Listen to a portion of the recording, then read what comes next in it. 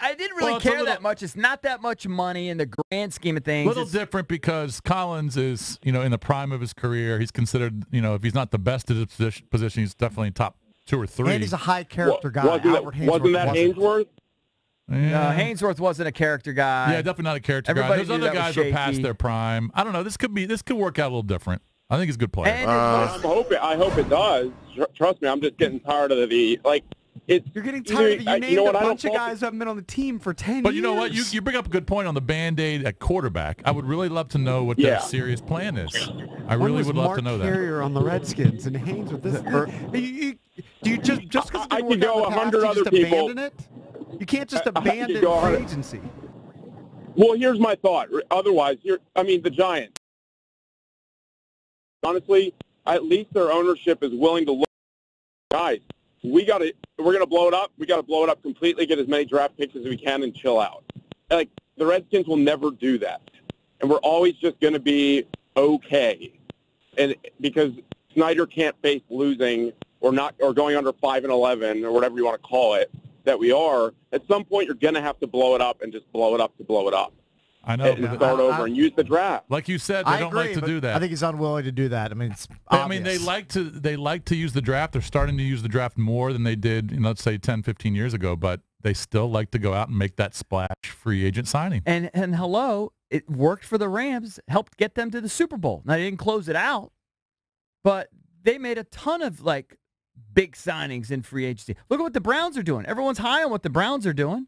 No one's saying, it's going to blow up in their faces. We'll see if it works out, but you can't just abandon free agency because you were burned in the past few times. And by the way, Mark Carrier, the guys he was naming the last few years, they haven't made the big splash. They've been very conservative. Well, hold on a second. Yes, they did make a big splash last year. Are you going to say Alex Smith? Of course.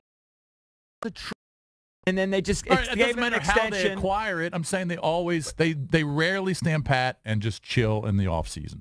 Yeah, but they haven't gone crazy in free agency. They really haven't. No, but they veer. But this year, I just didn't think they were just going to chill and not sign anybody. I thought they were going to go after someone big. Well, I don't think the Landon Collins thing is a big mover for me. If you do one big signing in free agency, they're not one player away. To me, this is it's almost a nothing. No, but it's a big contract. They've almost done nothing in free agency, if you ask me. It's a big contract. Well, they signed a guy who's like a consensus top 5 free agent. I think that's a pretty big move. He was the second-ranked free agent on the market. Understood. I think his impact on the game, how many wins is he going to bring to the football team? 1 or 2, maybe? I have no idea. I don't know. It'd be my guess. I'm just guessing. I don't know. It's just, I'm a dumb Monday morning quarterback. But my guess is it's a low impact in the grand scheme of things signings. I'd like to see him sign 4 or 5 guys or be more aggressive in the draft. Well, they re-signed AP. That's 2. Maybe they'll go out and sign 2 or 3 more. The AP thing is a nothing. Yeah. Well, like you said many times, they don't. Case Keenum they don't have a ton of money. They don't have a ton of money. 5th least amount of dollars cap-wise heading into free agency. Now, they freed up some more by cutting Zach Brown and Stacey McGee, but they didn't have the ability to go out and sign 3 or 4 By the way, someone pointed out, and I forgot about him, Josh Norman. Huge splash. And that wasn't that long ago. And that was, and that one just kind of fell in their laps because, they didn't, they pulled the franchise. All right, I'm saying black, you're saying white, but you understand my point.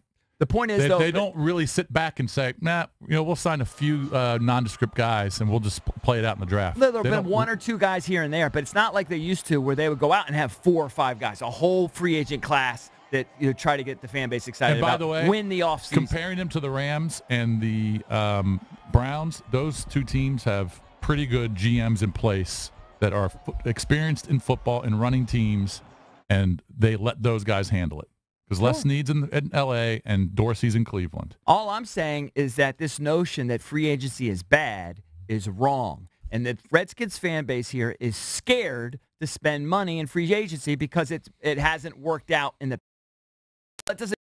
You have to abandon it, as JP says. You have to still be aggressive and sign the right guys. It's part of every Hopefully, team's Collins equation. is a good signing. By the way, 32 teams deal with the draft and free agency.